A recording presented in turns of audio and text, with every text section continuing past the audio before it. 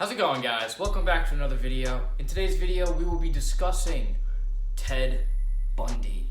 Ooh, spooky, right? Yeah, I know. So this is a project that I have for my English class. As you'll know, it was either last year or 2 years ago, I did another project for English. I did the VR thing. Well, now I got a green screen. I got my voice. I got a microphone here, a Blue Yeti. So yeah, we're going to discuss Ted Bundy. Ted Bundy's full name is Theodore Robert Bundy. He was an American serial killer who kidnapped, raped, and murdered dozens of young women and girls during the 70s and possibly earlier. Bundy had committed many murders in a total of 7 states between 1973 and 1978. The 7 states he had committed these heinous crimes in were California, Oregon, Washington, Idaho, Utah, Colorado, and Florida. Yes, he was a traveling man. He killed wherever, whenever, however he could. Born in November of 1946 in Vermont, Bundy had a difficult childhood. He had a horrible relationship with his stepfather, and his shyness and everything about him was awkward when he was a kid, so it made him a perfect target for bullies. It was just a nightmare for him growing up. He didn't know who his real father was, so he resented his mother for that. He had a horrible childhood. Basically, that's his MO to why he killed and everything, because of how messed up his childhood was. It just messed with his brain. Bundy admitted to the murder of a total of 36 women, but most experts believe it was well over 100 that he possibly, potentially, and most probably killed. His MO was plain and simple to his killings. Bundy just hated women, just hated them. He despised women. People will link it to his hatred for women because he had a very bad breakup with one of his exes. He's a jumbled mess, Ted Bundy. So what he would do with the bodies of his victims, he would leave them on Taylor's Mountain in a specific spot which would eventually become known as Bundy's graveyard because of how many bodies he left there after killing them, doing whatever he did. Yeah, he obviously killed so many women and left them in that exact same spot for it to become Bundy's graveyard. Listen, he's a sick man.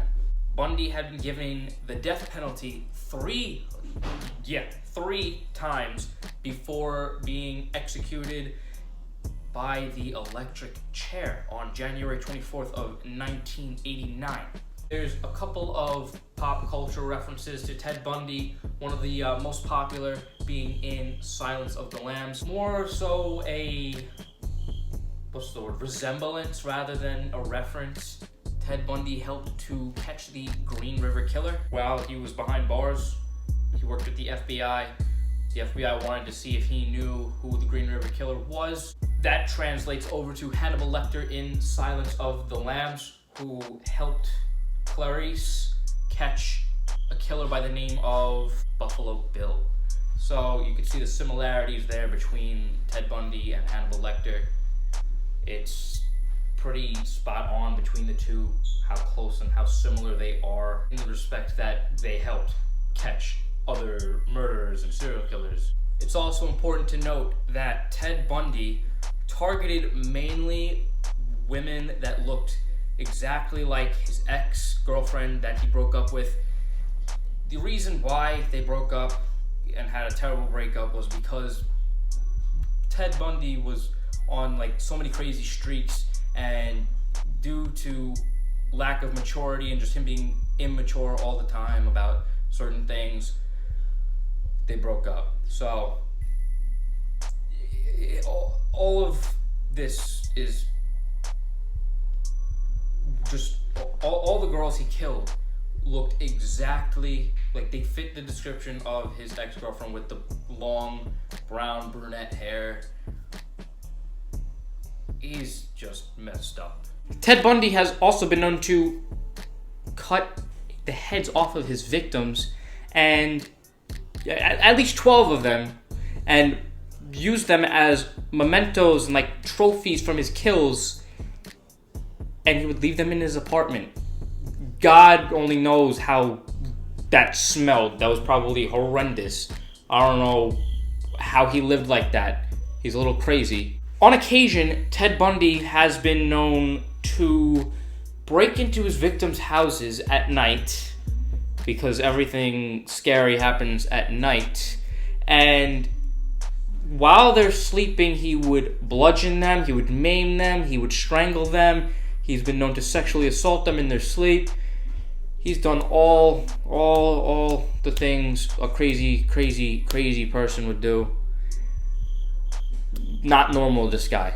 So, funny story to how he was caught. You know, you would think a criminal mastermind like himself, he would have not done this, and he would draw no attention to himself, and he would just lay low and not say a word in public, do anything to make himself look suspicious. In 1978, he was put on at the FBI's most wanted list. So, he's a wanted guy all over the place. So, what does he do? He was arrested in Pensacola, Florida, for speeding in a stolen vehicle.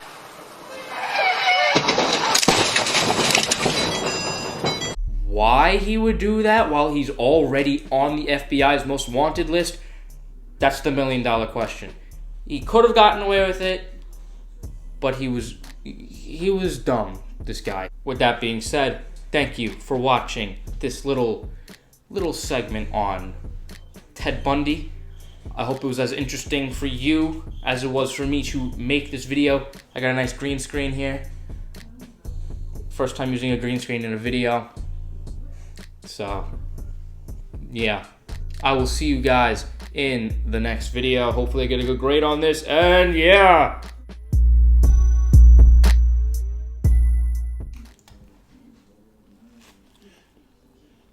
You're still here? The video's over. Let me enjoy my post-video snack. Come on. Really good.